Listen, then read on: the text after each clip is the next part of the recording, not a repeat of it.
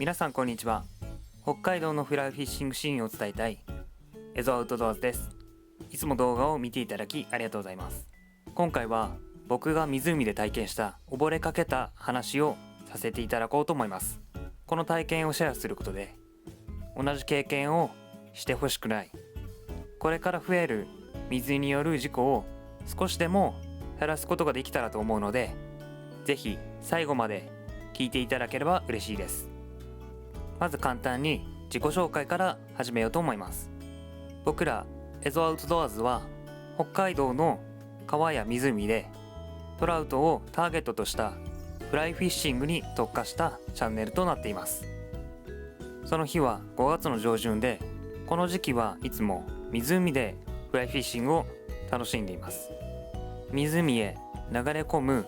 河口でその日は釣りをしていました。この日もいつものように湖に膝下まで入って立ち込んで釣りを楽しんでいました。キャスティングを繰り返していると、突然ですね、釣りの仕掛けがぷっつりと切れて湖面にぷかっと浮いているのに気がついたんですよね。この仕掛けがないと替えはなくて、その日はもう釣りを続けられないのと、この釣りの仕掛けが7800円と、しかも買ったばかりの新品、ほぼ新品でした。目の前3メートル先ぐらいですね。そこに漂っているのを見るとこう思ったんです。手を伸ばせば取りに行ける範囲だなって。その漂っている仕掛けを手に掴むと同時に、胸の位置まで湖に水没して入っているのに気がつきました。この間はもうわずか数秒のことで、考える間もほぼなかったんですよね。そして湖って急に深くなっている駆け上がり、どん深って呼ばれるところが多くなってる部分があるんですよね。つまり僕はそこの危険なゾーンへ自ら入っていったというわけです。おそらく目で見た感じでは1メートル以上ですね、深さがあって、足はもちろんつきませんし、履いていたウェーダーに水没浸水はする。おまけに僕は全く泳げないんですよね。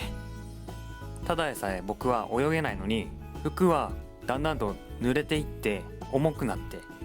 といったわけで、僕は釣りをしていた場所に泳いで必死にもがいて戻ろうとしていました。その時は実は頭は妙にクリアで、泳げないくせにクロールよりも平泳ぎの方が体力的にいいかなとか、そういった変な余裕があったんですよね。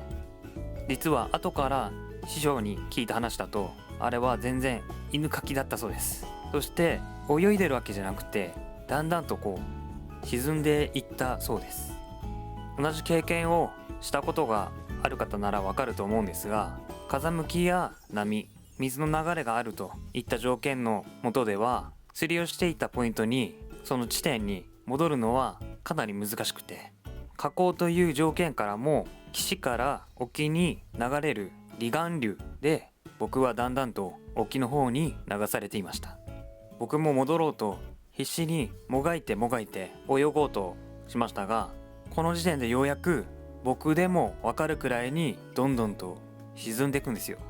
胸にあった水の位置もだんだんと肩の位置、そして口の位置まで沈んで、湖の水を口に含む、そして飲むことでまた増してパニックになってしまいました。そこで本当に幸運だったのが、近くに釣りの師匠がいてくれたことでした。まず一つ目に、師匠は流れに合わせて少しでも岸に近いその場所に泳ぐように指示してくれました。二つ目は、師匠が持っていたおよそ3メートル以上の竿を僕に差し伸べて掴めと。それで運よく掴んで岸へ引き寄せてくれました。もし身近に誰もいなかったら、こうやって皆さんにお伝えすることももちろんできなかったと思います。ですが次に僕に待っていたのは体温の低下でした。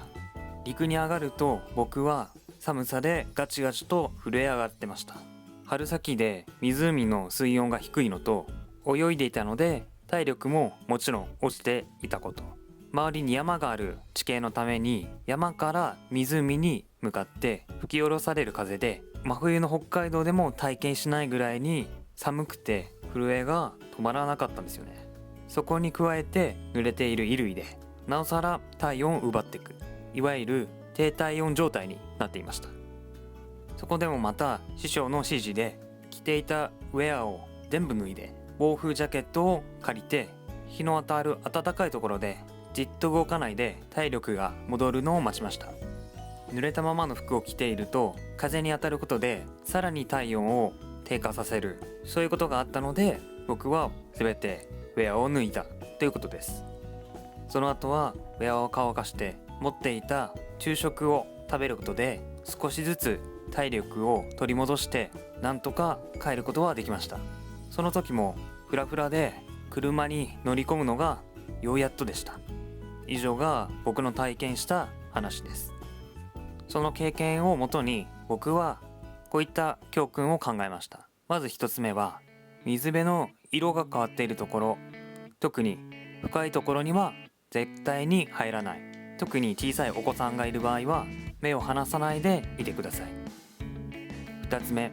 物よりも自分を優先する。いくら新品で高価であっても生きている限りはまた買い直すことができます。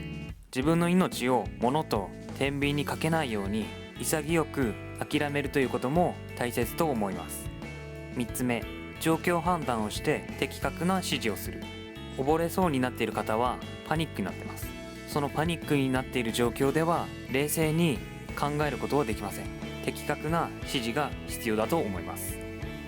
4つ目、必要であればライフジャケットを着る。湖でもそうですし、川だったりカヌーやサップ、カヤックなどで転覆する、沈する可能性を考えて必要かと思います。これも小さいお子さんがいる方はライフジャケットを着てもらって、その上でアクティビティを楽しんでください。はい、皆さんいかがでしたか？今回は結構真面目に話しました。水のアクティビティやアウトドアって非日常感もあって非常に楽しいです。ですが一瞬で命がなくなるリスクもあるということを頭のどこかに置いていただければと思います。楽しかった、また来ようねって思えるようにこの動画を通して願っています。今回は最後までお付き合いいただきありがとうございました。